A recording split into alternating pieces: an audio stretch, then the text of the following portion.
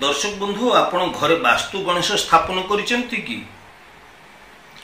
ए वास्तु गणेश संपर्क रे मु आज किछि रोचकपूर्ण तथ्य आपन को दबाक जाउछि बा कहिबाक जाउछि। तबे ए वास्तु गणेश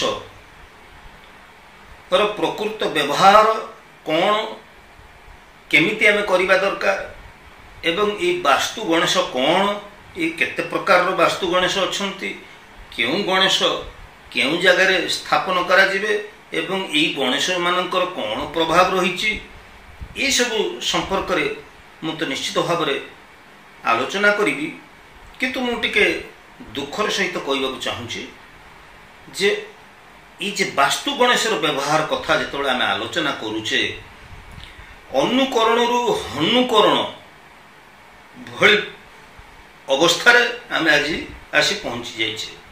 प्रकृत वास्तु गणेश व्यवहार संपर्क में न जानी गोटे मेढ़ा आज्ञा जुआड़े जीव ता पछरे 100टी मेढ़ा चलवा आरंभ करेंगे। यही न्याय रे आमे जो अनुसरण करी आसुचे भूल दिग बा भूल गोटे धारा को आमे अनुसरण करी आसुचे जोटी निश्चित भाव में मते दुख दौची सेथिपाई आपन मु प्रस्तुत करिछि आज रे स्वतंत्र उपस्थापना वास्तु गणेश संपर्क रे आपण मानकर धारणा पाई मु ई भिडियोटी प्रस्तुत करिछि। तेबे दर्शक बंधु टिके पौराणिक कथा वस्तु को जीवा। गणेश माँ पार्वती जेतेबेले गुंफारे थिले सेतेबेले गणेश को तांकर पुओ गणेश को से बसई देइथिले गुंफा द्वार मुह सम्मुख रे कहिथिले बाबा रे जी कहीं आसंतु ना कहीं मोर ए गुंफा मध्य को काहकू तू प्रवेश करने को दबू नहीं ये तोर मार आज्ञा। तेणु गणेश द्वार मुह सम्मुख रे बसी थिले एवं जेतेबेले समस्ते परास्त हो गले युद्ध भयंकर युद्ध होइथिला गणेश सहित शिवगणकर परिशेष जो शिव आसी पहुँचले स्वयं भगवान शिव जो आसी पहुँचले शंकर देखिले सम्मुखें गोटे बालक द्वार मुह को अवरोध कर छिड़ाई एवं युद्धपाई आह्वान करुछि जदि भितर को पशिबो ताले मो सहित युद्ध कर। एभली परिप्रेक्षी रे पिता पुत्र रे गणेश एवं भगवान शिव मध्य गोटे तुमुल संघर्ष होइथिला। कहीं माँ पार्वती द्वार मुहरे द्वारपाल भली गणेश को बसई देइथिले बोली भयंकर युद्ध होइथिला। परिशेष कौन है आप तो जानते गणेश मुंड को छेदन करदे महादेव परवर्ती अवस्था रे पुणी हाथीर मुंड आसी लगी गणेश जीवन्यास पाइले। तेरे दर्शक बंधु आपण टिके चिंता करंतु पौराणिक कथा वस्तु को टिके नहीं आसंतु आमर वास्तु गणेश आड़ कथाटा टिके नहीं आसंतु। आपण भावंतु आपणकर द्वार मुह सम्मुख रे जो गणेश को आपण बाहर आड़ को आमर गाँवली भाषा दांड आड़ को बाहर आड़ को आम जो गणेश को मुह कर बसई देचे गणेश कौन आम घर द्वारपाल मुझे प्रश्न करुच्ची दर्शक बंधु गणेश कौन आम घर द्वारपाल गणेश कौन आम घर को जगिबे आम घर को रक्षा करिवे आम घर वास्तु शांति करिवे एइतिपाई आम गणेश को बाहर बसई देचे द्वारपाल भाव रे घर आगु को मुह करके बसई देचे एवं बाहर जो लोक मैंने देखुंट आमर भवन सम्मुखें गणेश टी बसी तो बड़ चित्ताकर्षक लगुच भल लगुच घर शो भी बढ़ी जाऊँ किंतु यह द्वारपाल भाव में बसई दबाटा केते दूर यथार्थ आपण टिके भावंतु। एबे आपन को मनर प्रश्न आसुथिबो जे आमे तो शह शह हजार हजार लोकन को घरे देखुचे, घर सम्मुखरे दुकान मानकर देखुचे, व्यवसाय प्रतिष्ठान मानकर देखुचे गणेश हमर घरर द्वार मुह सम्मुखरे बसचंती एवं बाहर आड़ को मुह करी बसचंती। एतर भूल कोन रहिछि? दर्शक बंधु, आमर गणेशंकर सम्मुखरे रिद्धि सिद्धि शुभ लाभ थांती, अर्थात गणेशंकर सम्मुखरे सकारात्मक ऊर्जा रही थाए एवं गणेशंकर पछपटरे दरिद्रता वास करी थाए।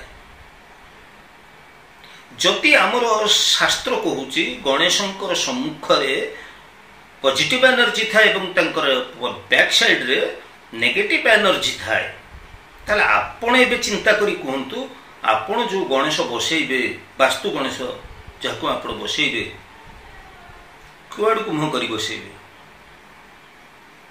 बस एबे आपण ठीक बुझुचंती, वास्तु गणेश को आपण आपणकर घर भीतर आड़ को द्वार मुह सम्मुखरे घर भीतर आड़ को मुह करी बसैबे। जेमिति आपण बाहरी गला बेलू आपणकर द्वार मुह उपरे गणेश थिबे बा आपणकर सेठी द्वार मुह सम्मुखरे भी आपण बसै पारिबे, जे कि घर आड़ को मुह करी गणेश थिबे। सेठी प्रभु गणेश को आपण घर जेतले बाहरी की जाउछंती आपण डाहाण पार्श्व दक्षिण पार्श्व आपणकर गणेश रखिथिबे। भगवान गणेश को आपण टिके दर्शन करिवे, मुंडियाटी मारिबे।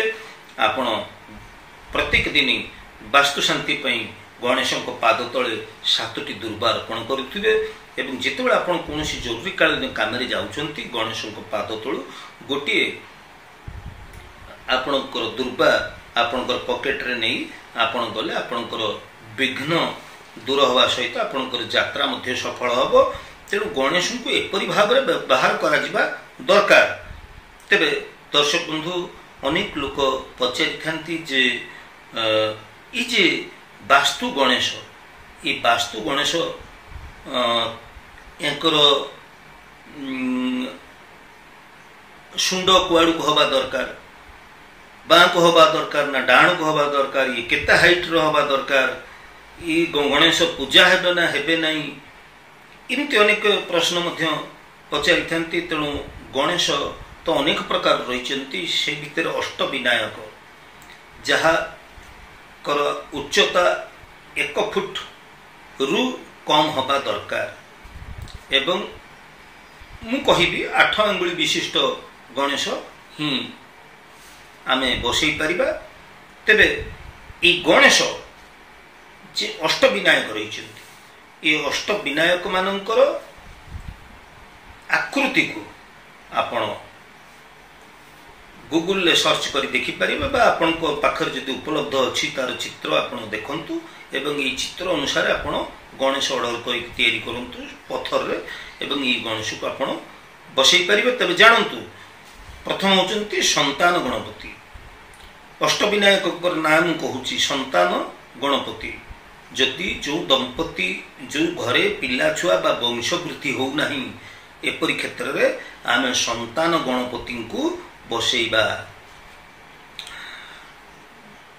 द्वितीय होची अभिघ्न गणपति।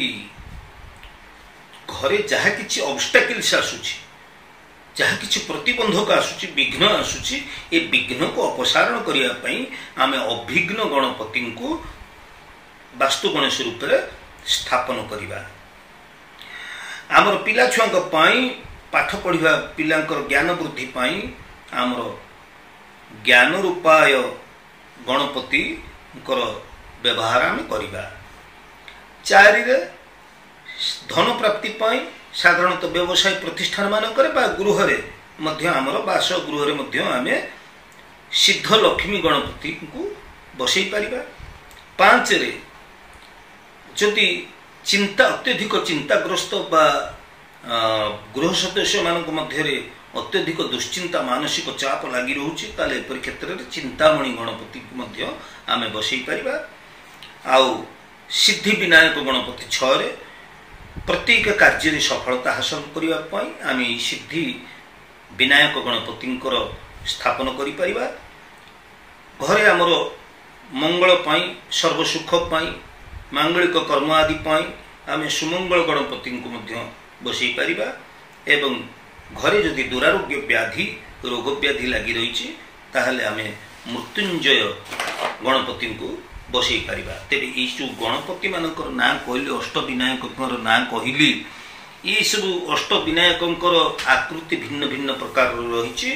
ये आकृति को आपण पत्थर शिल्पी मान पाखे आपण पत्थर रे निर्माण करी विभिन्न प्रकार गणपति व्यवहार क्योंठी क्यों जगार केमिति हो पार ए संपर्क में आपड़ जदि चाहिए मुझे गणपति मानकर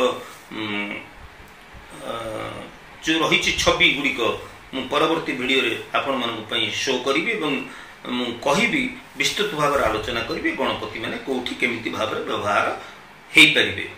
तेरे दर्शक बंधु मु आशा करुछि जे आजिर ई तथ्यटी निश्चित भाव में आपण मान उपादेय हो पार।